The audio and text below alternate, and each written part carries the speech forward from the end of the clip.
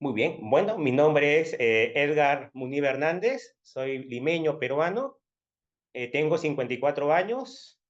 Yo estuve en el Opus Dei como miembro agregado 15 años, pité en el 95, sí, y salí en el 2010. Conocí en la obra a los 20 años, 5 años estuve como San Rafael, y yo siempre digo que agradezco al Opus Dei haber conocido la fe porque yo tenía muy poca formación o no la formación cristiana. Supongamos, yo a los 20 años era estudiante universitario de San Marcos, estudié ingeniería industrial, y si ustedes me hablaban del rosario, pues para mí la palabra rosario eran rosas. O sea, no tenía idea que existía el rosario como tal, ¿no? No sé, para que vean ustedes el grado de ignorancia que tiene religión. Entonces conocí a lo pude, para mí fue todo un descubrimiento, descubrí la fe, ¿no? Me confesé después de mi primera comunión, que la hice cuando tenía pues 8 9 años. Entonces para mí fue un descubrimiento a la fe, ¿no? El rosario, la Eucaristía, la misa, fue una maravilla para mí, ¿no? Pero aún siendo San Rafael, algo ensombrecía, que era el que me trataba, que era un agregado mayor, que siempre me ponía metas, normas, ¿no? Y esa idea de las normas me controlaba, pues, que vaya a misa, que aumente los minutos de oración, que vaya a misa entre semana. Entonces, digamos que esa dirección de este agregado, pues, que me trataba, como que ensombreció, digamos, ese descubrimiento de la fe cristiana que yo había tenido, ¿no? A los 25 años, cuando acabé la carrera, pues ahí me plantearon la vocación de agregado. Y yo, en verdad, yo pensaba que, yo no pensaba hacer el Opus Dei, pensaba que eso no era para mí, pensaba casarme, tener hijos, pero cuando me propusieron, pues para mí fue una gran sorpresa. Y bueno, y el tema es que yo estaba muy agradecido a Opus Dei por haber descubierto la fe y por darme la formación, que pensé que quizás eso es lo que quería el Señor, ¿no? Y después de 6 meses en que me trataban, el sacerdote y el agregado, pues, el tema de generosidad, pues, yo le planteaba ser supernumerario, ¿no? Casarme, tener hijos, porque ya era 25 años, pero ellos siempre me decían el tema de la generosidad, ¿no? Ser un poco más generoso con el Señor, ¿no? Y quizás, digamos, después de varios meses de tratamiento, quizás al final, pues, yo, bueno, acepté y hice la carta, pero la verdad es que no fui, digamos, digamos, no es que fue feliz, ¿no? Pero al año más o menos de estar en el Opus Dei, creo que al hacer la oblación o antes, me di cuenta que eso no era para mí, ¿no? Que quería irme, que era algo raro dentro, pero había algo que me impedía que fuera, que era lo que yo digo, pues, el tema de que si te vas a condenar, ¿no? Si te vas, tu familia no va a recibir las bendiciones que recibe por ser tú el Opus Dei, ¿no? Si te vas a dar mal ejemplo, ¿no? Si te vas, es decirle no a Dios, ¿no? Y me parece que esos argumentos que ya se han hablado acá en estos coloquios han ido calando en mí, ¿no? De tal manera que al año, 2 años, 3 años, pues yo prácticamente, cada vez que quería irme al Opus Dei, en mi pensamiento siempre había esto, ¿no? De que me iba a condenar, de que iba a perjudicar a mi familia, mal ejemplo. Y entonces decidí quedarme, pues, a vivir en automático, ¿no? Por eso, en estos quizás, no sé, pues, digamos, 15 años o quizás 12 años que estuve en el Opus Dei, esos 12 últimos años, pues, lo viví, pues, como en automático, ¿no? Después, yo estudié filosofía, porque me gustó mucho la filosofía, también algo que agradezco a Opus Dei, haber conocido la filosofía. Estudié una maestría y doctorado en filosofía en San Marcos, Universidad de San Marcos en Lima, y después me dijeron enseñar filosofía en la Universidad de Piura, ¿no? Cuando la Universidad de Piura vino a Lima, entonces, necesitan profesor y yo fui a enseñar, y la verdad que descubrí mi profesión, mi vocación docente, y enseñé filosofía y me gustó mucho. Y que eso quizás impidió que yo me fuera, ¿no? O que me planteara, porque yo sabía que si me iba el Opus Dei, pues prácticamente pues iba a dejar de enseñar, ¿no? Pero bueno, llega el 2010, 40, ya desde años atrás, cuando tenía 38 años, sabía que ya vivir esta vida en automático, es decir, sin sentido, era prácticamente ya insufrible, ¿no?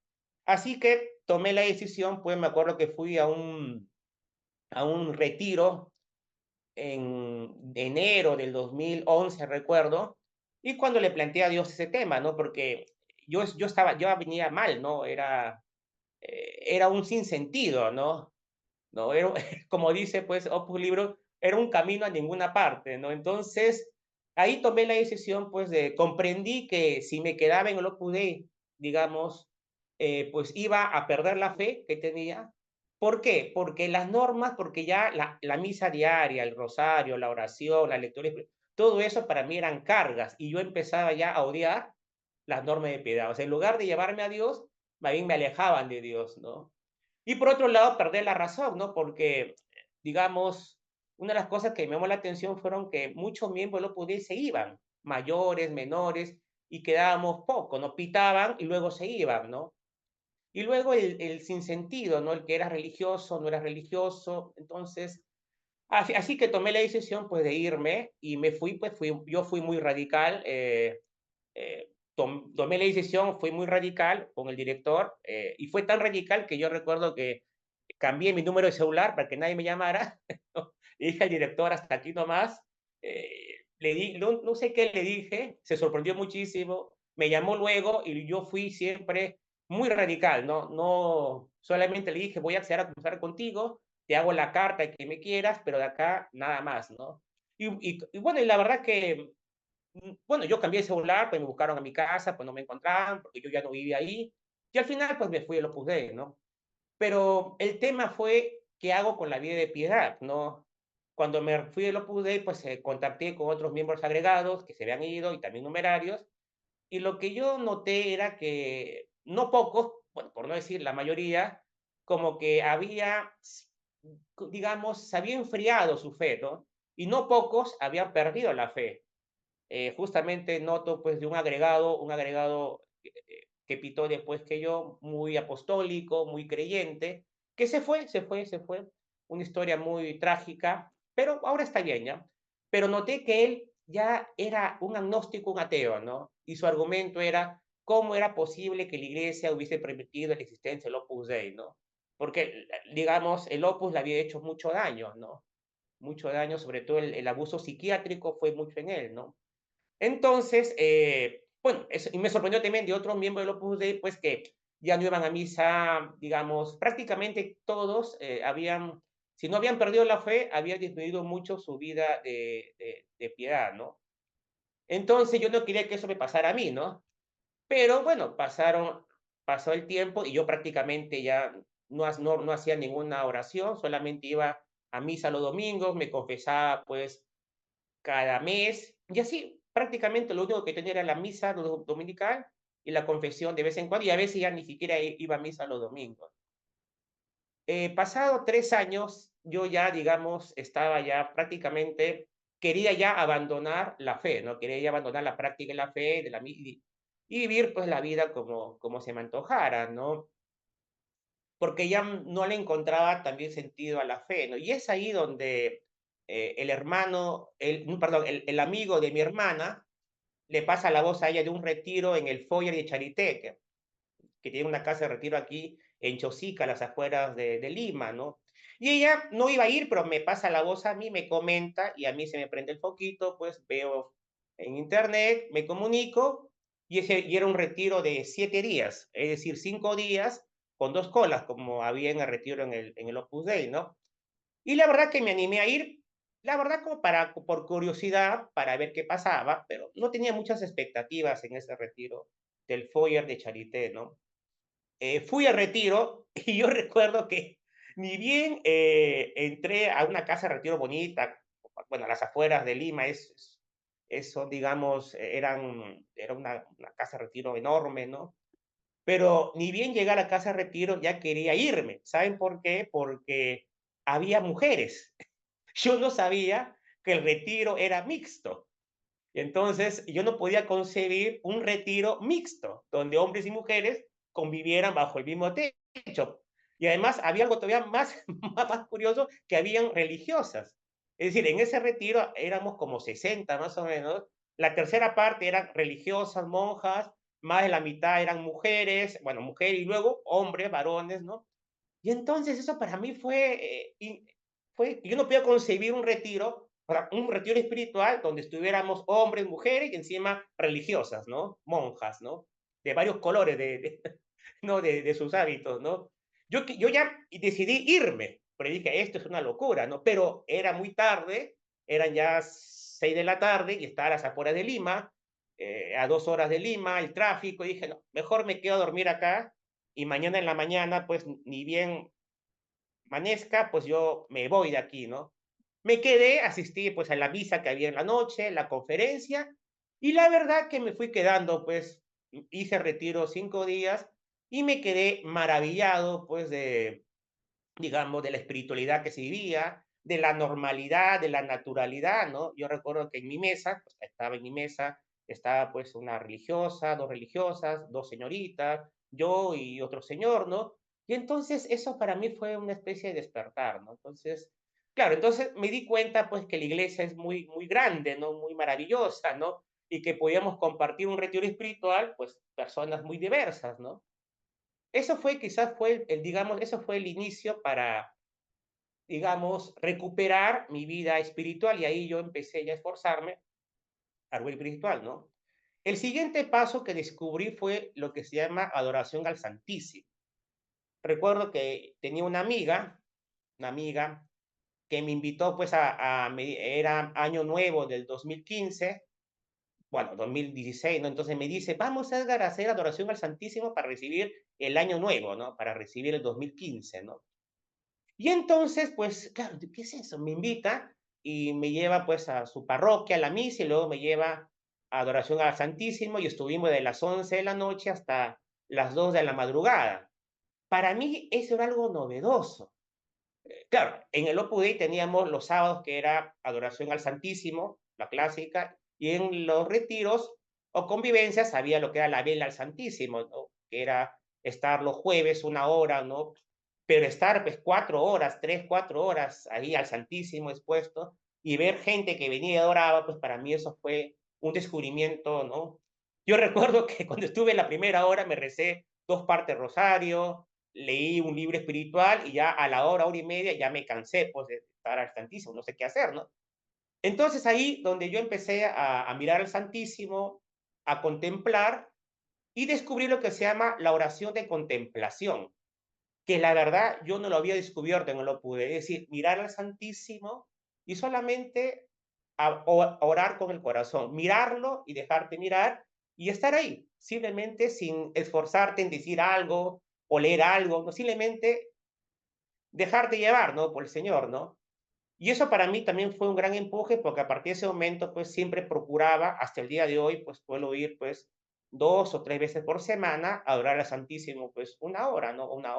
Media hora, 1 hora, hora y media, dependiendo del tiempo, ¿no? Entonces es algo nuevo que la verdad que a mí me ayudó muchísimo, la adoración al Santísimo, ¿no? Y eso, yo recuerdo que en el Opus Dei, cuando hacíamos visitas al Santísimo, siempre me llamaba la atención que íbamos a una iglesia, hacíamos la oración, los 3 Padres Nuestros, tres Ave Marías y Gloria, y luego nos quedamos 2 minutitos y nos íbamos. Claro, ahí lo que comprendí que lo valioso no era la oración que uno hacía, sino el quedarte mirando al Santísimo, ese minutito, esos 2 minutitos, ¿no? Entonces, yo en verdad recomiendo, ¿no? A los que están dentro del Opus Dei, pues que lo importante es que contemplen al Señor, ¿no? Que traten de buscar, no sé, al Santísimo expuesto, o si no, pues en el, digamos, en el sagrario, pero contemplar, ¿no? Contemplarlo, ¿no? Otro descubrimiento que hice, digamos, que me ayudó bastante, fue en otro retiro también un sacerdote jesuita, recuerdo que estábamos conversando, y yo le contaba, pues, que me preguntó, pues, si hacía oración, ¿no? Le dije, bueno, sí, rezo rosario. Y la oración mental, pues, dice, bueno, sí, lo que aprendí en el Opus Dei, pero le decía, pues, que para mí era insufrible, ¿no? No le encontraba sentido, ¿no? Y la verdad, puedo decir, quizás es culpa mía, no sé, no lo sé, pero yo en esos 15 años, o quizás, no sé, en el Opus Dei habré estado pues, 20 años, 5 años de San Rafael y 15 años de agregado, pues, no había aprendido a hacer oración, ¿no? La oración para mí era leer Camino, Amigo de Dios, Cristo que pasa, o crónicas, o tomo de meditaciones, leer y luego pues meditar, pero la verdad pues eso era un ejercicio mental, ¿no? Pero de diálogo con el Señor pues muy poco, ¿no? Era más una carga la oración, ¿no? Entonces ese sacerdote pues me dijo, oye, ¿no has pensado hacer, nunca has hecho la lección divina? ¿Y qué es eso? Le digo, ¿no? Algo había escuchado, pero no sabía, yo le dije, pero eso es para religiosos. No, me dice, el Concilio Vaticano II lo ha recomendado para los laicos, me dice, ¿no? La ley divina, ¿no? Y me da un papelito, ¿no? Chiquito que tenía, me dice, es sencillísimo, ¿no? Lees una frase lees una parte del Evangelio, la Biblia. Él me dice, yo te recomiendo que empieces leyendo el Evangelio diario, lees con atención, luego trata de ver ese Evangelio qué te dice a ti, razón, y luego tú qué te suscita a ti decirle a Dios, ¿no? Y el cuarto paso, coge una palabrita que más te haya gustado y repítela varias veces y ve esta palabrita, qué sentimientos, qué afectos te suscita, ¿no? Y ahí empieza a hablar con Dios, ¿no? Mentalmente y con el corazón, ¿no? Sobre todo con el corazón, me dice, la oración más que con la mente es con el corazón, me dice. ¿No? La mente es para empezar, pero al final la mente tiene que dar al corazón, tú tienes que hablar con Dios con el corazón, me dice. Y eso era algo nuevo, pues, ¿no? Porque en la obra generalmente es oración mental, ¿no? Con la fuerza de la mente, pero casi no con el corazón. Entonces eso para mí es algo nuevo, descubrir que la oración era más que todo orar a Dios con el corazón, ¿no? Y eso para mí también fue una revolución y hasta el día de hoy, todos los días, pues yo hago mi oración de esa manera, ¿no? Y otro tema es que ya no es esa, una cosa que a mí me atormentaba de la oración era hacerla a la hora exacta y el tiempo exacto, ¿no? Y recuerdo que en la charla fraterna había que decirle, sabe, no he hecho la oración a la hora exacta, en fin, entonces era ese de lograr siempre la hora exacta y el tiempo exacto de media hora, pues eso era prácticamente los 15 años que tuve en el Opus Dei, mi lucha era hacer la oración a la hora exacta y el tiempo exacto de media hora, ¿no? Claro, entonces cuando descubrí el Lexio Divina, pues descubrí que no era así. Entonces la oración depende de sus circunstancias. Puede ser 10 minutos, 15 minutos, media hora, una hora. A veces he hecho oración hora y media, ¿no? Dependiendo si tengo tiempo. Y en el diálogo con el Señor, pues un diálogo muy intenso, pues sigo la oración, ¿no? Pero, digamos, esa Lexio Divina, hacer la oración con el corazón, para mí, la verdad, fue un gran descubrimiento. Otra cosa que puedo decir también en este transcurso, en este tiempo, una cosa que me ayudó también mucho el rosario, otro tema, el rosario también era una carga, ¿no? ¿No? Haber que terminar el rosario, ¿no? Y entonces una cosa que me ayudó mucho fue cuando fui a unas conferencias de Virgen de Medjugorje, ¿no? Estaban en mi parroquia, había pues personas que habían ido pues a peregrinación a Medjugorje, ahí recién descubrí quién era Virgen de Medjugorje, ¿no? Y entonces ahí daban algunos consejos como rezar el rosario, ¿no? Y uno de esos consejos que daban era que cuando uno reza el rosario, tratar de leer en las Sagradas Escrituras una parte del Evangelio o de la Biblia que se refiere a ese misterio, ¿no? Y entonces yo recuerdo cuando escuché ese consejo, eh, al otro día me acuerdo que eran las 10 de la noche, estaba cansado, iba a acostarme, bueno, el rosario no lo había rezado ya hace varios días. Lo rezaba, la verdad, que una vez o 2 veces por semana, ¿no? Y de repente cojo el rosario, cojo la Biblia y empiezo, creo que fue el misterio doloroso, me acuerdo, ¿no? Y empiezo a escojo el Evangelio de San Marcos y empiezo a leer en cada parte, pues, del Evangelio de San Marcos, lo que dice el Rosario. Y fue algo, no sé qué pasó, pero cuando rezaba el Evangelio y luego rezaba el Rosario, se hacía el Rosario muy sencillo. Era como que me ayudaba a meterme en la escena, ¿no? Es decir, por ejemplo, no sé, pues, la oración Huerto de Getsemaní, leía la parte del fragmento de San Marcos y luego rezaba la decena, pero cuando rezaba la decena tenía muy presente lo que había leído el Evangelio de San Marcos y eso hizo que rezar el rosario fuera muy sencillo y yo diría hasta grato, ¿no? Y a partir de esta fecha yo rezo así el rosario, ¿no?